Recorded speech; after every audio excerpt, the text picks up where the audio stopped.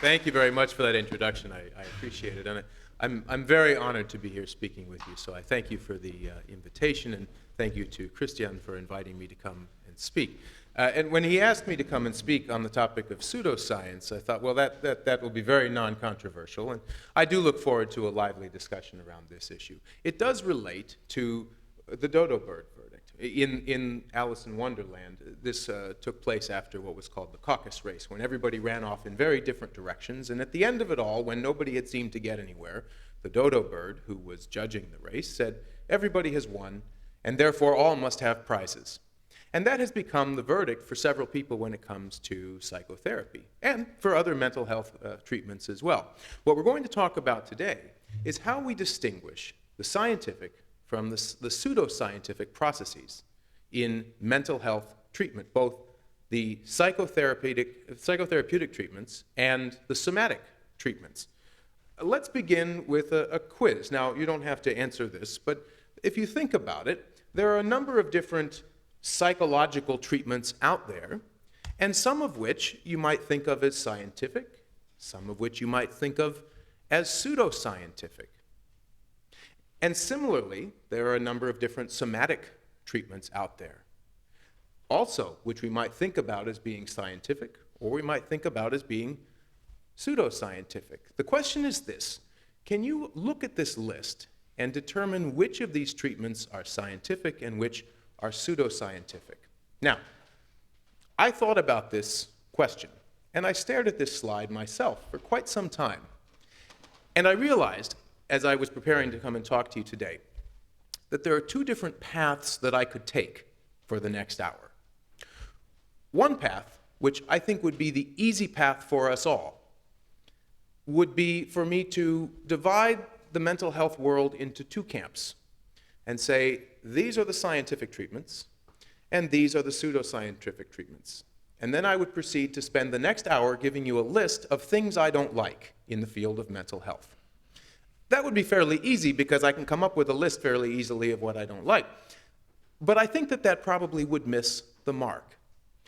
What I'm going to suggest then is a slightly different path, a more complicated path for us to think about. But I wanted to make two hypotheses, lay two premises out for you. One is that treatments are not inherently scientific or pseudoscientific. What I'm suggesting to you then is that there is no such thing as a pseudoscientific treatment, nor is there such a thing as a scientific treatment. The second is that the labels science, pseudoscience, apply specifically to how the proponents of any given technique or treatment deal with the evidence, and in particular, how they deal with the evidence that contradicts their cherished hypotheses. In essence, then, what I'm suggesting is that science and pseudoscience are behaviors. They are not products. Therefore, what we're not going to have, and this may please some and displease others, we're not going to have a dirty list of bad treatments, nor are we going to have a wonderful angel list of great treatments. I'm going to suggest instead that science and pseudoscience are both behaviors of which we are all capable, and sometimes perhaps all culpable. In that essence, then, I am a pseudoscientist, and perhaps so are you too. And we try not to be, but it is part of our repertoire. So I'm going to talk a little bit about how science and pseudoscience can infiltrate our thinking and our processes in determining what works and what doesn't work. Think about it this way. Science and pseudoscience are not the same thing as good and bad treatment. That is, for any given treatment, we might think of these as being two orthogonal constructs in which the evidence base could be poor, that is, it clearly doesn't work, could be mixed, or the evidence base could be very good, meaning it very clearly does work. And at the same time, the way that people address the evidence around that treatment might be highly pseudoscientific, which we'll talk about. It may be highly scientific, or it might be somewhere in the middle. So if you imagine the entire universe of mental health treatments, be they psychotherapies, pharmacotherapies, other somatic treatments, and so on, every single treatment can be represented somewhere on this grid. And what you'll see is, yes, there are probably some good therapies, that is, they have a very good evidence base, and people have addressed them in a scientific way. And similarly, there are probably some really poor treatments out there, and people are addressing them in a pseudoscientific way, but there's also probably a lot of crossover. It is possible, therefore, for us to think pseudoscientifically about a perfectly fine treatment. And it is possible for us to think scientifically about a crummy treatment. Well, if we're trying to define these, and this is not a universally accepted definition of either science or pseudoscience, but I think Alan Cromer summed it up fairly well when he said that all non-scientific systems of thought accept intuition or personal insight as a valid source of ultimate knowledge. Science, on the other hand, is the rejection of this belief and its replacement with the idea that knowledge of the external world can only come from objective investigation. Essentially, he is making an argument for empiricism as the backbone of science. B.F. Skinner said it slightly more concisely, that science is a willingness to accept facts, even when they are opposed to wishes. Now, in understanding what science is, it's equally important for us to clarify what science is not. That I don't want to equate science with cynicism. It's easy, I think, to become nihilistic, to think nobody knows anything. The idea behind scientific thinking is that we're willing to entertain novel claims, and we also feel the obligation to subject those claims to intense scientific scrutiny. And I would also suggest that science does not, or should not, profess to have a monopoly on knowledge. Science is not the answer to everything. It does not hold all the answers. Now, I will suggest that right now it is the best way we have at arriving at those answers, but it does not necessarily mean that scientists know everything, or that the field of science has or ever will answer all of our questions. In fact, many, perhaps most, scientific findings will eventually be proven wrong. But that's a good thing if you're a scientist. Now, what then is pseudoscience? Well, pseudoscience is defined as a system of theories, assumptions, and methods that are erroneously regarded as scientific. Now, what I mean by that, then, is that pseudoscientific thinking applies a veneer of science to a logical system that is essentially non-scientific. Now, what I don't mean is that pseudoscience is the same thing as being wrong.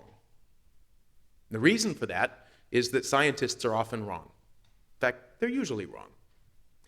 Science is a behavior, it is an approach to evidence, and therefore it is not necessarily a statement that what one is saying is correct or incorrect. Scientists are wrong, and sometimes pseudoscientists are right, not necessarily for the right reason.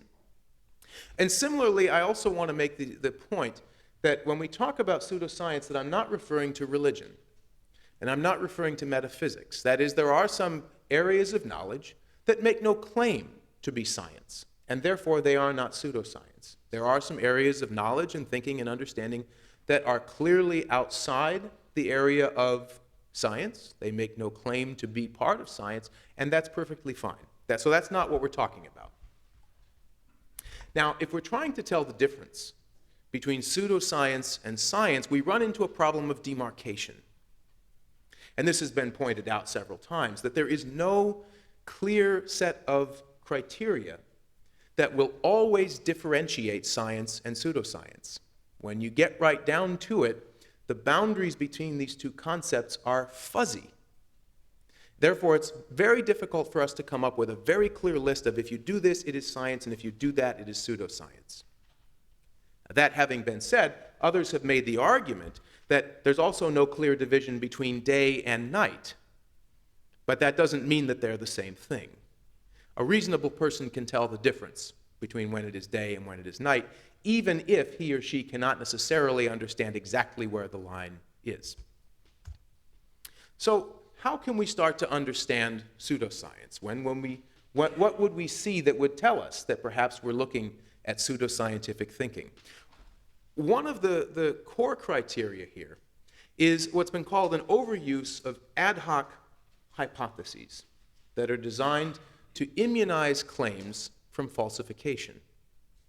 The idea is this, that when some new information or data comes to light that might challenge the basic premise of a treatment, the proponents of that treatment will start to come up with new hypotheses that essentially explain away what has been done. So if somebody does a treatment study on a treatment that I love and it doesn't work, then I will come out and say, well, clearly they didn't apply the treatment correctly.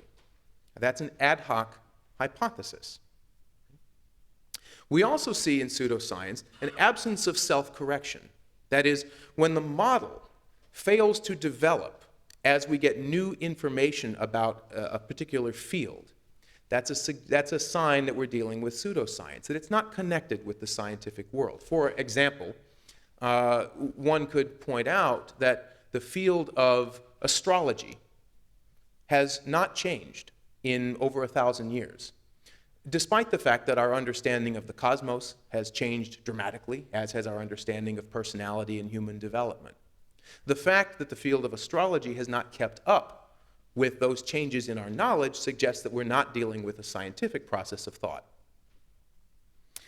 We also see in pseudoscience a tendency to evade peer review. Peer review, of course, is not a perfect system, but it is one of the hallmarks of how scientists do their business. They subject their ideas to scrutiny of people who perhaps don't agree with them. Instead, when people are promoting pseudoscience, what they tend to do is rely more heavily on testimonials or anecdotal evidence. So this person got better this way, this person got better, this person got better, look how dramatically this person got better, without actually subjecting these to rigorous data analysis that would then be reviewed by one's peers. The emphasis in pseudoscience tends to be on confirmation rather than refutation. Many philosophers of science have said that scientists inherently are trying to disconfirm their theories. Now, that doesn't always play out, and remember, the lines of demarcation are fuzzy. And none of us, even those of us who think of ourselves as scientists, like to have our theories disconfirmed. It's not fun. But the process of science is designed to do just that. Instead, what we see is that pseudoscientific thinking is seeking out evidence specifically that affirms one's beliefs, clinging to that without paying attention to evidence or without generating evidence that might disconfirm it. The burden of proof is often reversed in pseudoscientific thinking. Typically, in scientific thinking, one would expect that if one has a claim to make, for example, this treatment is very good, then the burden of proof is on the person making the claim. That is, it is my job to prove to you that this treatment works. Instead, in pseudoscientific thinking, the logic goes a bit like, this treatment works really well, and since none of you can prove otherwise, I stand firm by my belief. There also is an absence of connectivity. That is, a failure to account for existing paradigms from other disciplines. There may be a treatment, for example, that proposes to cure a psychiatric disorder, anxiety, for example, post-traumatic stress, depression, by changing the flow of energy fields in the body, without necessarily paying attention to the science of human anatomy and physiology, which actually has no findings that would suggest that such energy fields exist or that they can be mastered in some of the ways that they say they can be mastered. Pseudoscience is also characterized often by what has been called obscurantist language. Language that is essentially designed to be confusing. Again, the boundaries are fuzzy, and scientists will use confusing language too. What we find, however, is that in pseudoscientific thinking, this language is used specifically to make something sound more scientifically rigorous than it really is. And finally, in pseudoscientific thinking, we see an absence of boundary conditions. That is, whenever one makes a claim, one would also make a statement about the conditions under which a particular treatment would or would not apply. But when we see a mental health treatment, for example, being marketed to cure not only anxiety disorders, but also depression, and also marital problems, and also alcoholism, and also cancer, and it will improve world peace, you have to start thinking that perhaps we have an absence of boundary conditions here. Now, the American Psychological Association, the group with which I'm most familiar, has addressed this issue. In their code of ethics, they have stated, first, that psychologists' work is based upon established scientific and professional knowledge of the discipline. And when they talk about providing informed consent to the patients, they say, when obtaining informed consent for treatment in which generally recognized techniques and procedures have not been established, psychologists inform their clients or patients of the developing nature of the treatment, the potential risks involved, alternative treatments that may be available, and the voluntary nature of their participation. In short, then, the American Psychological Association has told its practitioners, you must make the use of the best science possible, and if you don't have good science to guide you, then you are obligated to tell the patient that we are now operating outside the boundaries of the knowledge that has been generated by science. What we are doing is experimental, and to provide the person with alternatives. Should you not want to go down this experimental path with me, here are the other things that you could do. That should solve the problem, right? After all, the American Psychological Association has spoken. And yet, we have a gap. What we have, and this is not simply in my country, but I think this is probably true worldwide, is that we have two fields of mental health that have developed. There is a group of scientists and perhaps scientist practitioners who believe one set of things, and then we have a group of other professionals, perhaps more practitioner-oriented, who believe another set of things. Increasingly, we find these two groups of people don't talk to each other very much. And when they do listen to what the others have to say, they tend to disparage it. So the scientists all tend to say, oh, those stupid practitioners, and the practitioners all say, oh, those stupid scientists. They both have a sense that neither really understands the perspective of the other or is particularly interested in the perspective of the other, and so they get angry at each other. Now, Carol Tavris, a social psychologist, took it a step further and said, calling it a gap is like saying there is an Israeli-Arab gap in the Middle East. It's a war involving deeply held beliefs, political passions, views of human nature and the nature of knowledge, and, as all wars ultimately involve, money, territory, and livelihoods. Ultimately, that's what this will come down to. So why would clinicians do this? I mean, the scientists wonder this all the time. We've done good research. We put a whole list of treatments out in front of people and said, here, use these, and the clinicians don't want to use them. Why would they do that? Well, there's several reasons. One, we can think of from a cognitive perspective, that we are all, scientists and practitioners, susceptible to cognitive biases. We make errors in our judgment. Confirmatory bias, for example, is all of our tendency to see what we already think, to pay more attention to things that confirm our belief. Yes, I said science tries to disconfirm, but that doesn't mean that scientists always do that. Scientists are prone to the same biases as everyone else. And we tend to favor those data and those pieces of evidence that confirm what we already suspect. We also have a tendency to be overconfident. We're all very educated, and that education sometimes carries risks. And there's a well-documented finding that one's confidence in the truth has very little to do with the accuracy of one's knowledge. In fact, there have been several studies that have suggested that the relationship may be inverse. The more confident you are that you're right, the more likely you are to be wrong. And I say this, by the way, knowing that this could easily be applied to myself as well. We have hindsight bias.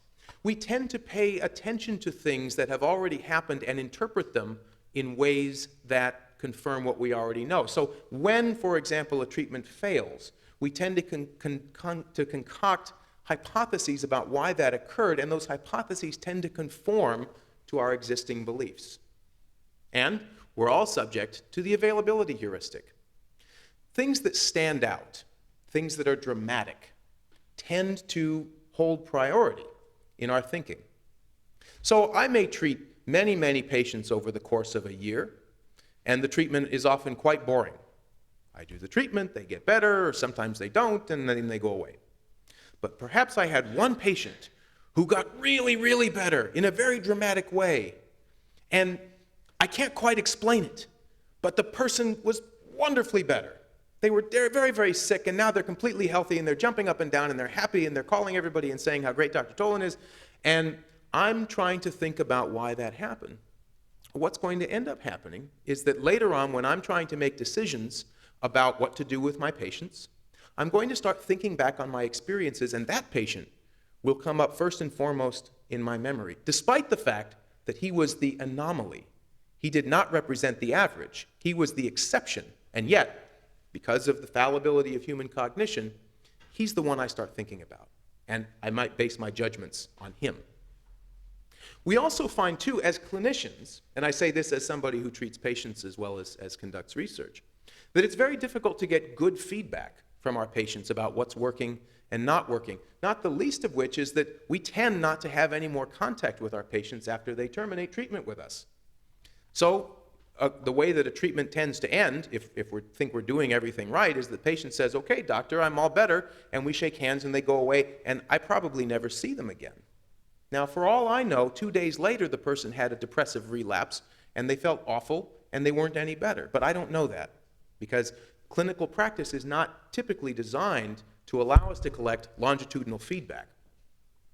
We also find, too, as we're talking with patients, that we're susceptible to the Barnum effect. P.T. Barnum, who said that a great circus has a little something for everybody. Well, a good psychotherapy probably has a little something for everybody. We do all kinds of things, and for all of us, there are probably elements of this therapy and this technique and that technique. And the fact of the matter is, it's very difficult for us to know at any given time which of those things is truly effective. But what we will tend to do is seize upon those things that seem to fit our thinking. And our clients have a tendency to agree with us. I mean, some of them don't, we call them borderline. But most of them, have a tendency to want to please us at least somewhat.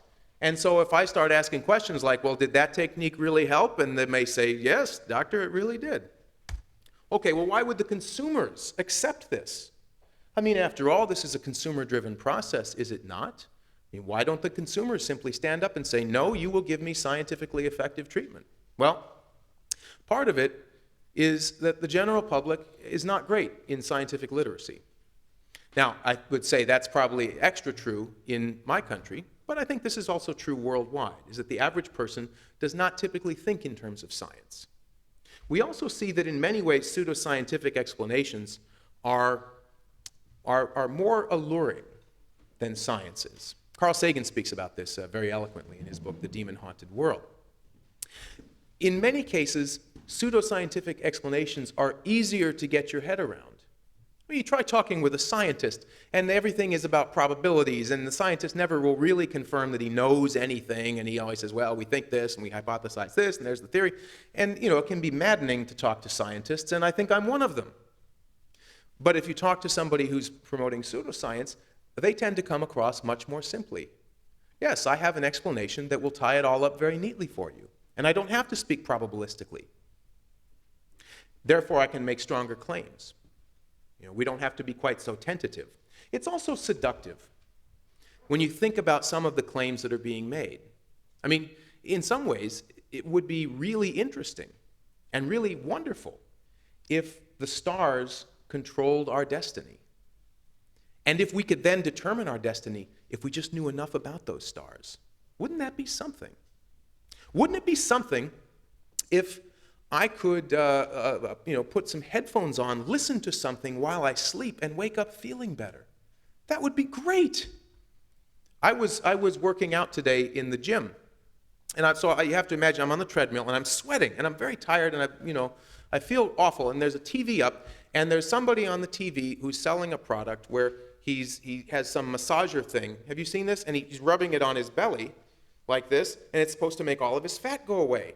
And sure enough, as a good testimonial, they had a picture of him at the beginning, and a picture of him at the end, and he looked great. And I'm sitting here running and sweating, and I've been doing this for a long time.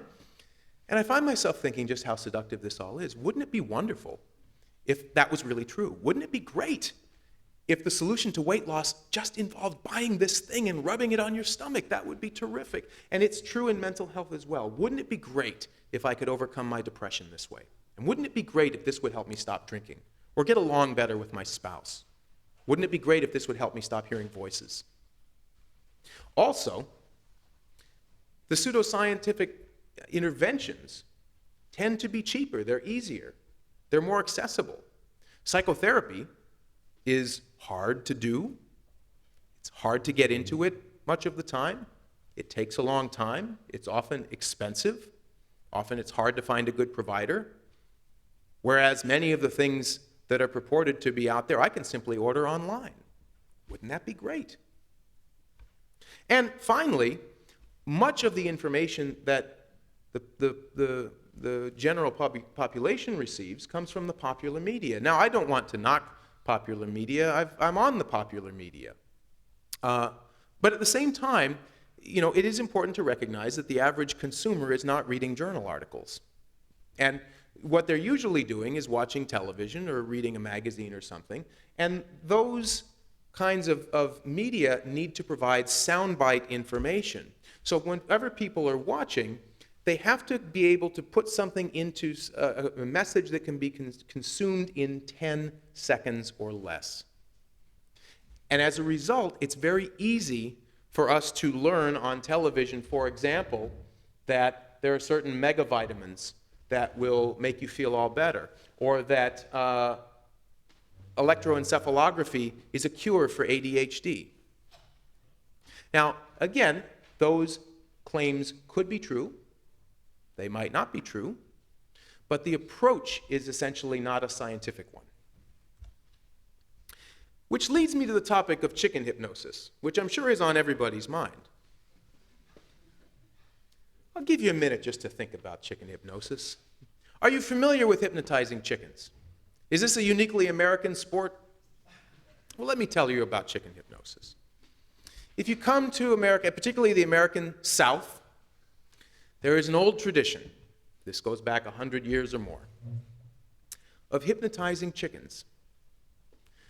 The idea is this. You take a chicken and you do some things to it, and as you'll see, this is a kind of pre and post, the chicken becomes completely hypnotized.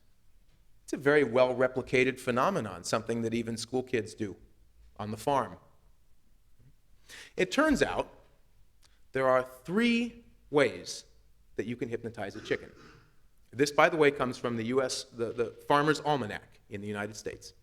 There are three ways that you can hypnotize a chicken. They are referred to as the sternum stroke method, which you see this man doing here, in which we stroke up and down the chicken's sternum. There's the chalk line method, in which we take a piece of chalk and we draw a line starting at the beak and going out 10 to 15 feet. There's also the oscillating finger method, in which the farmer will wave his fingers back and forth in front of the eyes of the chicken in a way of hypnotizing him. Now, in each of these cases, you get a similar result. The chicken becomes hypnotized. But of course, there is this question of, are there really 3 different ways to hypnotize a chicken? Well, it turns out that there is something that all 3 of these hip treatments have in common. We pay lots of attention to this man's left hand. What we're not really paying attention to is his right hand. What is his right hand doing? He's immobilizing the chicken, right? He's holding it down. There's a well-known animal phenomenon called tonic immobility. Happens in humans too. If you hold somebody or something down and immobilize it for a period of time, it will stop moving. It's evolutionarily adaptive. It's playing dead. The idea then is that if you want to hypnotize a chicken, really all you need to do is hold it down. You don't need to do all of these different things. Those things are superfluous. And yet, you ask any farmer, how did you hypnotize the chicken? He never talks about this. He wants to talk about these. In fact, they even get into fights, arguments about which one is better. well, clearly the chalk line method is superior to the sternum stroke, when in fact, they're all because of holding the chicken down. We call that an incidental feature of the treatment. It's something that is not claimed to be the effective mechanism, and yet it probably is. The analog to this, when we start talking about humans and our work, is that the treatments that we have can work for reasons other than why we think. The fact of the matter is, in many cases, we don't know why a given treatment works. So we come up with hypotheses. And sometimes those hypotheses are right, and sometimes those hypotheses are wrong. Now, I'm going to teach you how to sell a pseudoscience. So in case you want to do this, and you want to make a lot of money in selling pseudoscience, here's the best way to do it. And by the way, it's been demonstrated that these strategies will work not only on consumers, but they will work on practitioners as well. So you pay attention to this because we're all going to make lots and lots of money. I'll tell you about these different steps. They are, and Tony Pratkanis, who is a social psychologist, has documented these. I'll talk about each of these, but the steps here are to create a phantom, set a rationalization trap, manufacture source credibility and sincerity, establish what's called a granfalloon, use self-generated persuasion, construct vivid appeals, use pre-persuasion, make frequent use of heuristics and commonplaces, and attack one's opponents through innuendo and character assassination. Now, let me talk to you about how to do each of these so we know how to do it. The first is create a phantom. Creating a phantom means that we set out to promise an unavailable goal that looks real and possible, that would be highly desirable if that were possible. So, my phantom in the gym today was this idea that I could lose all of my belly fat by rubbing this thing on myself. And in 15 minutes, it said 15 minutes, in 15 minutes, I would look like Brad Pitt or something like that. That's my phantom. In this person's phantom, it's a cure for autism. It's an unavailable goal, at least one that's not available right now, that would be really wonderful if it were available. Set a rationalization trap. Setting a rationalization trap means encouraging the person to make immediate, small commitments to the cause. So, before I even try to sell you on something pseudoscientific, let me first ask you to take this free personality test. Now, what does that do? What it does is it gets you to already start saying yes to me, to start making small investments of your time. Before I will train you in this procedure, I want you to sign something that agrees that this is really dangerous in the wrong hands and that you won't show it to anybody. Well, that's setting a rationalization trap. It's asking people, before you've even started the persuasion process, to begin to make a commitment to you. And we know through social psychology that when you get somebody started making small commitments to you, they're far more likely to make a big commitment to you later. And they're far more likely to believe what you have to say. Manufacture source credibility and sincerity. Now, if you're going to do this, you must have a white-haired doctor to sell your products. It doesn't work unless you have preferably they have a beard and they wear a nice suit. The idea is, and now different strategies and different kinds of authority figures might appeal to different people, but the idea is that you have to put somebody up front that the people and the practitioners will believe in. Again, whether or not it's true, often it comes down to how much do I trust this guy? Does he look like he knows what he's talking about? We have to establish a granfalloon. This is a term from Kurt Vonnegut. Kurt Vonnegut described a granfalloon as a proud association of a proud and meaningless association of human beings. In order to really sell a pseudoscience, it's best if I make you part of a club. Because being part of a club makes you feel that much more allegiance to what I have to sell you. So how do you create a club? How do you create a granfalloon? Well, you put together people who share certain rituals and symbols, who might use the same jargon and beliefs. We start speaking a language that is different from others. We share goals and feelings. We share specialized information, perhaps information that only we can have. And importantly, You have to have enemies. If you really want to get people to bond together, you have to have a shared enemy. Somebody has to be the bad guy. Use self-generated persuasion. This one is also right out of social psychology. Encourage your targets to persuade themselves by convincing others. Well known that if you are asked to convince somebody else of a fact, you yourself begin believing that fact that much more. So easy. As I'm putting you through the persuasion process, one of the things that I should ask you to do is to recruit others to the cause. So this is, for example, some herbal supplements, which again, let me say, might work, might not work, but right up front it's asking you, how can you help others? We can help your friends. You can have a real business opportunity. What kind of business is right for your lifestyle? But essentially what that is doing is bringing you more and more into the cause. It's turning you into a true believer. It's lowering your level of skepticism. We're going to construct vivid appeals. In order to construct vivid appeals, remember that availability heuristic, right? Data are boring. Statistics are boring. Nobody listens to that. What we listen to is a single case who got really, really, really better.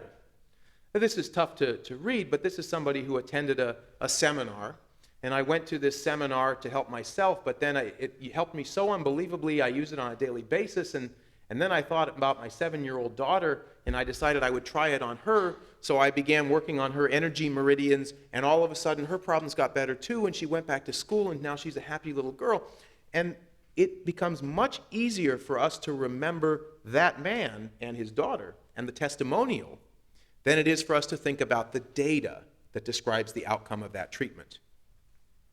That's human nature. We use pre-persuasion. You have to define the situation so that you can win without much argument. Here's an example. This is tough to read, but it says, these are award-winning subliminal CDs for quick change. Sounds legit.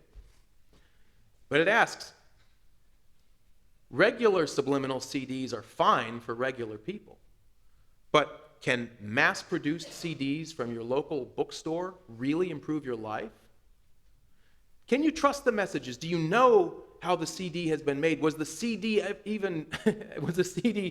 created by a reputable DVD inspirational company? Essentially what this does is it begins the discussion by setting the topic outside of the efficacy of the intervention. By distracting us away from the basic question of, would subliminal CDs help me? It instead asks us to think about this subliminal CD company versus that subliminal CD company. Now all of a sudden I'm thinking about, yeah, those bookstores don't know me with their mass-produced CDs, and all of a sudden I'm becoming less skeptical and more willing to buy what these guys are selling. That now all of a sudden the idea of a tailored CD by people who really understand me, that sounds wonderful. But it takes us off of the basic point. Again, I'm making no statement here about whether subliminal CDs are or are not effective. I'll let the data do the talking on that. I'm simply pointing out that we can address this from a scientific perspective, or we can address it from a pseudoscientific perspective.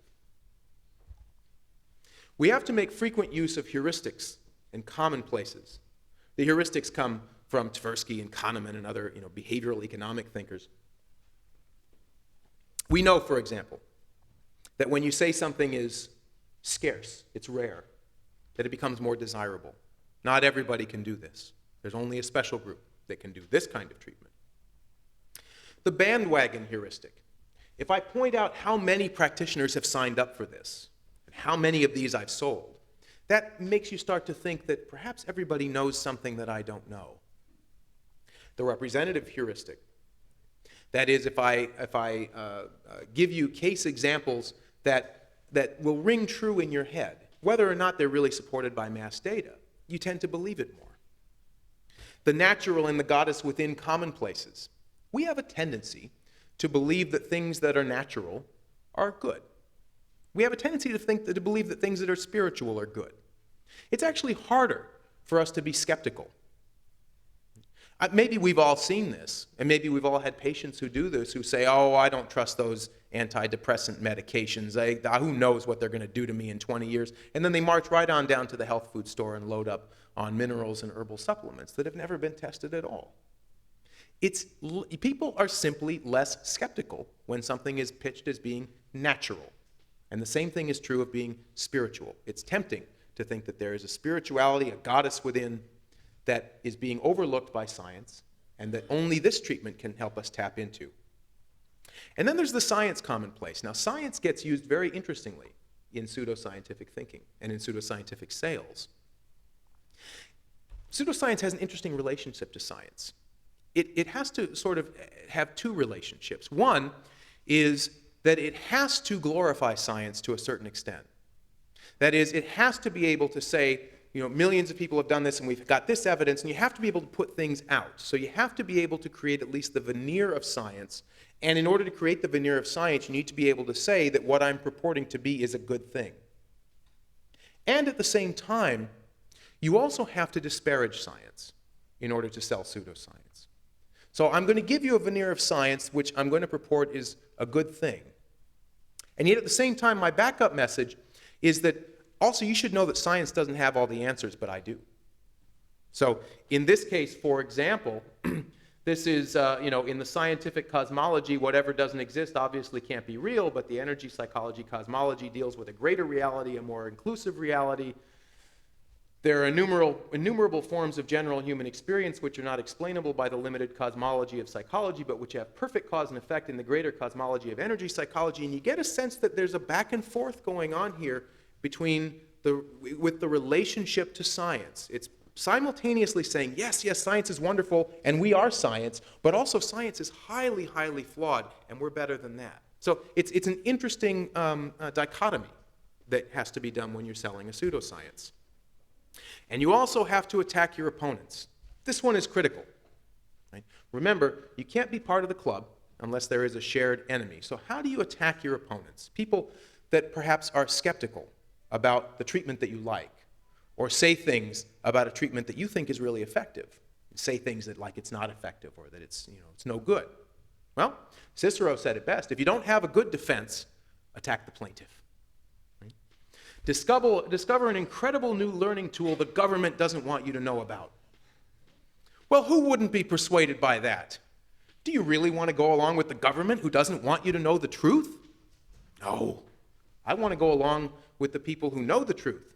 Now, when you use innuendo like this, what does it do? Well, certainly it creates some in-group, out-group thinking.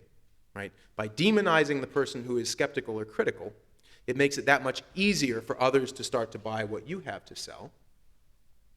It also changes the topic of the conversation, right? I mean, if I come out and say, I don't know, I'm going to try not to pick on any particular one, but let's say I say a vitamin. So you really like vitamin E, and you think vitamin E will cure everything. And I come out and say, I don't think vitamin E, cures everything at all. And you say, well, obviously you have a hidden agenda and you're a very unethical person. You're probably getting money from the competitors who also don't like vitamin E. You're probably being paid by, the drug companies and so on. Now, you see what's happened now is that we've shifted the argument. Now, all of a sudden, we're not talking about whether vitamin E is particularly good or bad. Now we're talking about whether or not I'm an ethical person, and which is a fair thing to discuss. But notice how we have shifted the discussion. We also know, too, that using innuendo in attack has a silencing effect. Nobody likes being attacked, me included. And there is a tendency when you attack somebody for them to shut up.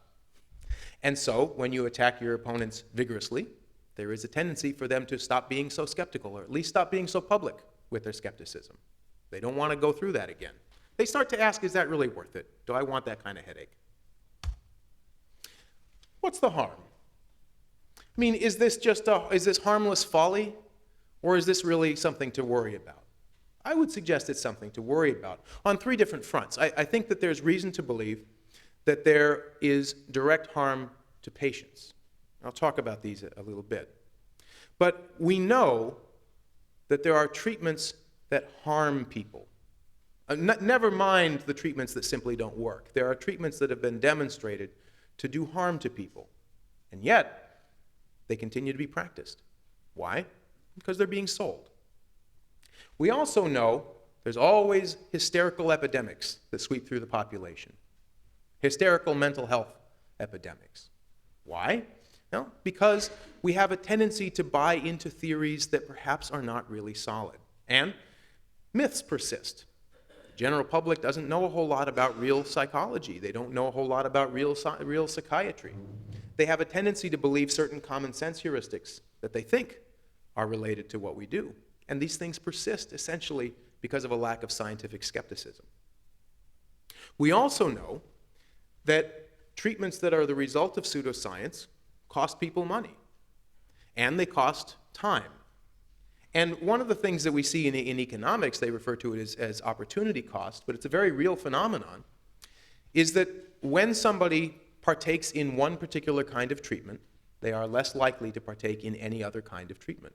That's been demonstrated in epidemiologic research. When people use, for example, herbal supplements, they are less likely to take medications that have been approved for use for that disorder. People don't just simply add on to their existing treatment. They really do choose this over that. And I would suggest that the persistence of pseudoscientific thinking is inherently bad for the profession in terms of litigation from patients that have been harmed, in terms of our ability to collect payment for the services that we provide, and in the erosion of the scientific foundations of our work. Now let me talk about the harm to patients. Now, this is not necessarily a statement about pseudoscience. Remember, the evidence base for a treatment and the way it is promoted are two potentially different things. But what I will say is that pseudoscientific thinking is probably one of the mechanisms by which some of these treatments persist. We know through randomized controlled trials, for example, that a treatment called critical incident stress debriefing, an intervention that was designed to prevent the onset of PTSD following a mass trauma, can actually cause PTSD or make PTSD symptoms worsen. And the average person who receives critical incident stress debriefing is worse off than the average person who did not receive it. The Scared Straight programs, they take delinquent children and take them to prison so they can be frightened by all the scary prisoners with their big tattoos and their goatees and their piercings and I don't know what else. It turns out that doesn't actually turn them away from crime. It actually increases crime among those youths because the prisoners look cool. Facilitated communication. This is a really interesting one. This was designed as an intervention for autism. The theory behind facilitated communication, which I would add is disconnected from what's known about the pathology and the pathophysiology of autism, is that autism is primarily a language problem, that the person is completely cognitively intact. However, they are unable to express themselves because they essentially have a language and motor problem. So they came up with the idea that we get a keyboard, and you can see here's a person with a keyboard, and a facilitator. And the facilitator will hold the patient's wrist like this and help them to control their spastic movements and press down on the key of a keyboard so that they can type things out. Now, one of the things that happened when facilitated communication became popular is there was a rash of accusations of sexual abuse. It turned out large numbers of these autistic children reported that they had been molested by people who were entrusted with their care, their parents, their daycare teachers, their doctors. Many people were prosecuted. At the end of it, it took an elementary school girl to conduct the first randomized controlled trial of facilitated communication, and she did it very simply. She had the person with autism and the facilitator sitting here, and she had a split screen in front of them. And she simply said, I want you to type what it is that you see on the picture that I'm going to show you. And she would show the autistic child one picture, a spoon, and she would show the facilitator another picture, a cat. And every single time, the message was C-A-T. These messages were not coming from the autistic child, they were coming from the facilitator, perhaps unconsciously. An interesting phenomenon in and of itself. But it speaks to the issue of how much damage can be done when we do things that really haven't been proven to work. Attachment therapy, another very dangerous one. Here's a picture of a child, also autistic, being held down by his mother. The idea is that if you hold them down long enough, they will accept their love. They certainly stop thrashing. So do the chickens. And in fact, there was a very well-publicized case in Colorado in the United States where they did a variation of this, where they rolled a child up in a carpet, and then adults, piled on top of her to simulate being in the birth canal, with the idea that she would claw her way out of the birth canal and re-enter the world and love her parents again. And of course, she died. And harm is being done. And yet, I would also point out, these treatments are still being conducted. They're being conducted in the United States. They're being conducted in Sweden. The recovered memory techniques, also leading to kind of a rash of sexual abuse allegations. This idea, for example, that if I hypnotize you, we will find repressed memories of bad things that have happened to you in childhood.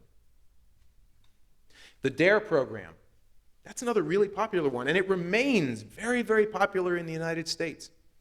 They come out and they do psychoeducation to high school children, telling them not to drink and not to use drugs. Seems great. Everybody loves it. The government pours a lot of money into it. When they've conducted randomized controlled trials, guess what? It makes alcohol and drug use go up, not down. That the kids who are going to drink, they're going to drink anyway. And the kids who are kind of on the fence listen to all that and go, hey, that sounds pretty cool. I talked about the hysterical epidemics. Maybe you remember some of these. There have been these ritual sexual abuse epidemics. Remember, there was a time when it just seemed like every daycare was a satanic cult that was engaging in ritual sexual abuse of children, and many people bought that hook, line, and sinker. There was a wave of multiple personality disorder that came through. It was huge. There was a point, I think it was in the 80s, when it just seemed like every patient had multiple personality. Then it sort of stopped being cool, and now nobody has multiple personality disorder. There was a point when everybody had alien abduction. Well, okay, not everybody, but more than you would necessarily expect. John Mack, a very prominent Harvard psychiatrist, was largely responsible for that epidemic, suggesting that lots of mental disorders were essentially the result of implanted thoughts and memories by aliens. And then we also know there's this persistence of myths. This is what the public generally thinks. Now, you might ask yourself, true or false? I'll give you a hint. The answer to all of these is false. But the average person, when you ask them about the fields of psychology and psychiatry, when you ask them about mental health, they will endorse these. Most abused children will become abusive parents. Most children of alcoholics will become alcoholics. Childhood trauma will invariably produce emotional symptoms that carry on into adulthood. Most traumatic experiences are repressed. And when they're repressed, hypnosis can reliably uncover them. And if you're angry and you don't express it, the anger will build up like steam in a teapot, resulting in an explosion. None of these have any basis in fact. And yet, the myths persist. Why? Because we lack the scientific skepticism. We haven't disseminated the truth to the consumers. So, if we're a practitioner, and something is presented to us, here, go to this workshop, try this treatment, read this book. There are some questions we could ask ourselves. Is this testable? This relates to the issue of falsifiability. Is this treatment testable, or is it unable to be tested or disproved? Can we at least hypothetically think of a research finding or a series of research findings that would tell us that this is not true? Turns out there are a lot of ideas out there that are simply not testable. There's no way we could ever disprove them. Is it unchanged? Does that treatment remain unchanged even in the face of contradictory evidence? As, for example, part of a treatment starts to become superfluous when it comes to the evidence, as we start realizing that this part of the treatment seems to be helping and this part of the treatment doesn't seem to be helping, do the proponents of that treatment then drop this that doesn't help? Or do they cling to it? Do they give it an ad hoc hypothesis to explain that away? Is the rationale for the treatment based only on confirming evidence, with disconfirming evidence being either ignored or minimized? Is the evidence being presented to me anecdotal? Does the evidence in support rely primarily on personal experience and anecdotal accounts? There's one treatment that's being sold very aggressively, and it is quite popular, in the United States at least, in which the main evidence was the results that were obtained on a daytime television talk show, where this psychologist went on, did his treatment, the patients recruited from the audience felt better, and that goes on the website. This is the evidence that this treatment works. Are the claims of the treatment incommensurate with the level of evidence needed to support those claims? There's an often repeated quote that says, extraordinary claims require extraordinary evidence. If you're going to claim to treat anxiety and depression and alcoholism and marital discomfort and cancer and war, you should be prepared to provide some rather strong evidence for those claims. Have they avoided peer review? Are the treatment claims unsupported by evidence that has undergone truly critical scrutiny? For example, there are a number of vanity journals that are out there that look scientific, and yet they're being put out there solely by the people who benefit from this treatment being promoted, who have a financial stake in it. It's as if Pfizer created the Journal of Zoloft, the Journal of Sertraline, and that everybody who wanted to publish on sertraline would publish there. It's not exactly the same as a good peer review. Is the treatment disconnected from well-established scientific models or paradigms? Think about alien abuse just as an example, right? They're alien abduction. Now, if anyone here has been abducted by aliens, I don't want to offend you, so you don't have to listen to this part. But when you think about it, the notion that mental illness is caused by aliens and alien abduction, for us to buy that notion, would require us to rewrite the laws of physics, time, and space, would it not? That's a pretty clear disconnect from what the rest of science has to say about the topic. Is the treatment being described by fancy new terms that appear to be scientific, but on further examination are not scientific at all? There are treatments, for example, that talk about meridians, neural networks, other things that have kind of a sciencey sound to it, but don't have any basis in actual scientific fact. Is the treatment approach based on claims that are grandiose or on outcomes that are poorly specified? And is this treatment claimed to make sense only within a vaguely described holistic framework? This is one that you see a lot, and you see it a lot when people are talking specifically about certain assessment methods. As the data come in saying, look, this assessment method doesn't really tell you very much, the counter-argument is usually, well, you would never just use that. We use a holistic approach in which we take all of the evidence into consideration in order to diagnose our patient. Yes, well, that's fine, but that does sort of avoid the basic issue, that the thing that you're purporting to do doesn't seem to work, right? That essentially the argument of holism is just another ad hoc hypothesis. So what can the field do about this? The field of psychology, the field of psychiatry, the field of social work, the field of mental health therapy. We need to do a better job of emphasizing critical thinking skills in graduate training. Now, depending on where you are, sometimes you get all of your clinical and research training in the same place within the same degree. And in other places, you get your clinical training first, and then you go back for a research degree. I would argue that we need to emphasize critical thinking at all points along this spectrum. That the critical thinking should not simply be reserved for the research programs. In my country, we have two different kinds of doctorate in psychology. We have the PhD and the PsyD, with the idea being that one had a more research flavor and one had a more practice flavor, and that's fine. But we need to emphasize critical thinking skills not only for those people that are going into research, but also those people who are going into practice, those people who will be sitting in front of the patient. We need to do a better job of disseminating information about our scientific findings and the process of science to the public. The public has very little understanding of what works in mental health treatment, and they have very little understanding of what doesn't work in mental health treatment. There's no real body that's out there talking to the public in as vital and imminent a way as, say, Dr. Phil. He reaches a lot more ears than the American Psychological Association ever has.